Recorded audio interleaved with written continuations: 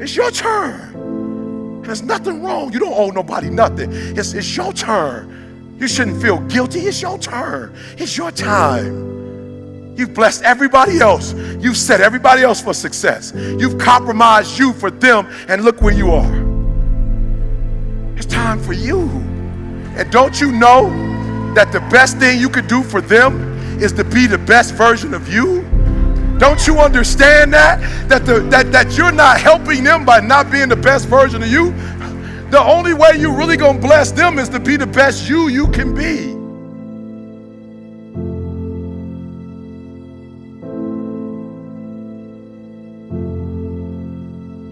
Some of you have a problem, like you the old standard car, right? The new cars are automatic. They got the automatic starter. You just hit the button, like you don't even do the key no more. You just push the button and it starts on its own. Unfortunately, we weren't made just to start on our own. You got to find your why, and your why is what's going to start you. And so for a lot of you, you're not doing nothing because you don't have any purpose right now. You don't have a sense of purpose. You're not waking up for nobody. And I need you to get that engine. I need that drive, because you know what to do. You're the right person to do it, but you just can't seem to get out of bed. You can't seem to do what you're supposed to do. Every time you come up against a trial or a tribulation, you let it stop you. Like you don't have. The problem with most of you, you're a four-cylinder. And when you hit trials and tribulations, you can't make it up the hill. I want to help you as I leave, because people look at me and go, E, man, you passionate, you got going on. No, you listen to me very closely. The reason why you got to be the best in the world, because they treat you differently when you're not. The reason why you have to be your best version, because if you're not your best version, they treat you differently. When you're not your best version and you're not multiplying and having dominion, you got different kind of health care.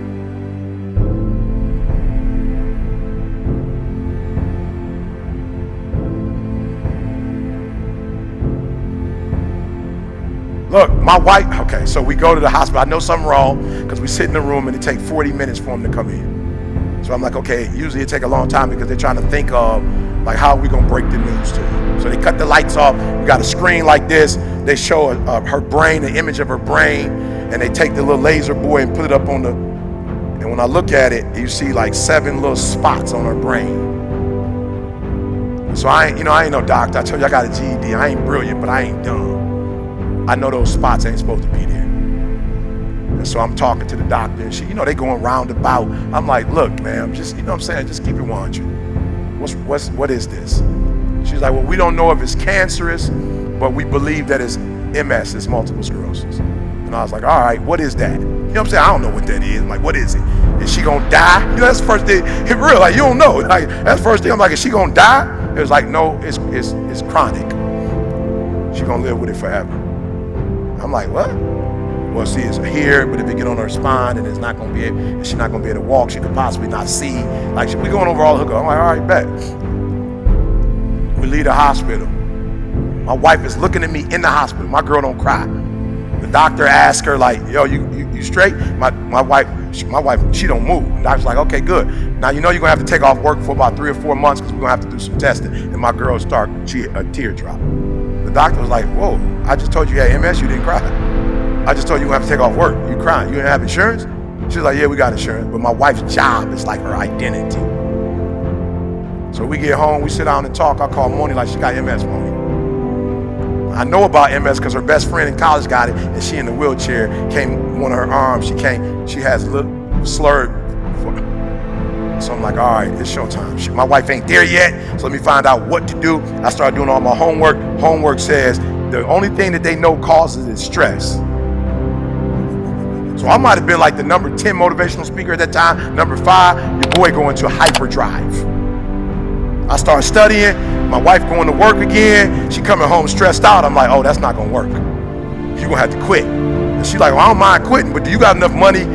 Like, you got enough money for me to quit? I'm like, you know I got enough money. She's like, no, I'm not talking about for the year or 2. I'm talking about for the next 30 years.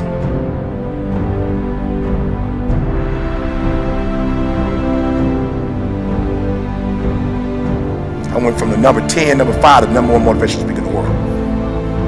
No, you're not hearing what I'm saying. I started getting on stage and realizing, like, yo, people's like, yo, E, why you what? You just went to a whole other level. I'm not speaking no more to entertain. I'm not speaking to help people. I'm speaking so my girl never have to go back to work again. I'm speaking so that the MS don't kill her. I got a different drive. I got a different why. I got to make this $1.8 million so my girl can quit for the rest of her life. I'm taking all gigs. Let's go, let's go, let's go.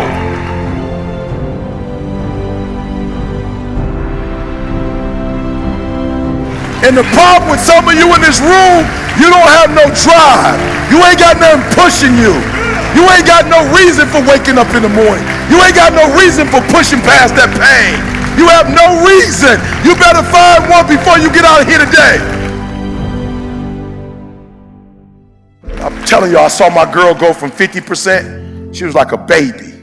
She could only eat, take a shower, and she ain't had no energy.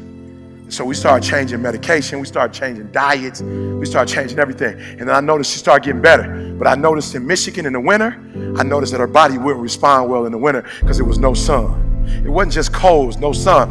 And MS is a vitamin D deficiency. So she quit her job. I put the money to the side, got the insurance just in case I die. She could continue to live the lifestyle that she's living. And then we took it to the next level. People was like, yo, E, you #1 now. Bro, you still going stupid crazy. You putting out more content than anybody. What's going on? I'm like, I got one more move to make. They're like, what's that move? I said, I got to move to California. I got to get a winter house in San Diego. They said, San Diego? You know how expensive San Diego is? I said, it's expensive. Expensive? Nothing expensive when you want to see your wife live another 30, 40 years.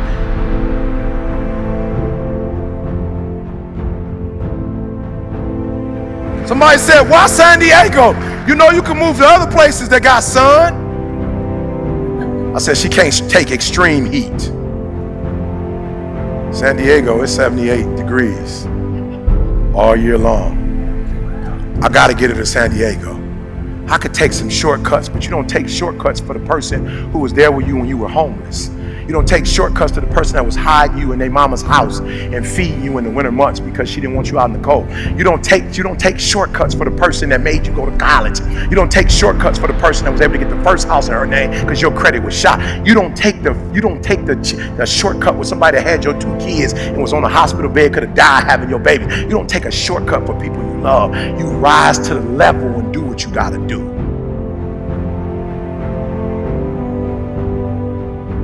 So they told me how much the house in California costs. I said, let's go. It's all good. We'll call it our second property and do it through the company. It's all good.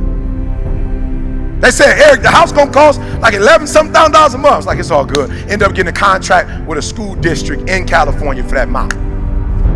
Somebody said, how you get that contract? Because my wife got to move to California, so I'm getting on the phone, making phone calls, praying, writing books, doing whatever I can to open up another door, to make sure that house get paid for every year. Are you hearing what I'm saying? You better go inside. You still looking outside for the stuff that's already inside. You still looking for someone to save you when you already your superhero. You looking for some information from somebody when you already got what you need in your head. It's just time for you to get up and be the best version of you. I can means I have the ability to do it. I got what it takes. I have the ability to do it. I got what it takes to get a PhD. No, I'm not. Academically, I'm not there. I am average skilled, but I'm phenomenally willed. I got what it takes. I got average skill, but I got phenomenal will. I can. I have the ability to do it. I will. Somebody count on me. I will. I have the willpower to make it happen. I must. My wife needs me. I must. My son needs me. I must. My daughter needs me. I didn't do what my father did and drop out, and then I dropped out. I didn't do what my grandfather did, drop out, and then I dropped out. I will make a way for my kids. Guess what? They don't even know what FAFSA is. They don't know what a loan is. Why? Because I put $200,000 aside cash for both of them and paid for them to go to school. I must. It's not an option. And the reason why some of you are not where you're supposed to be, you've given yourself an option. You've given yourself an out. You've given yourself an excuse. You've given yourself room not to do it. I want you to think about that loved one. I must. I will not leave them to do it themselves. I must. I will not leave them handicapped. I must. I will not leave my wife in a wheelchair. Not on my watch. She will not get in the wheelchair. She will not lose her sight on my watch. She will not be able to walk. Not on my watch. You will go to Cali. You will live in that house. You will get a pool. You will learn how to swim. You will be in the sun in the wintertime. You will live your best life. Not on my watch. And you ought to be ashamed of yourself of some stuff that has happened on your watch.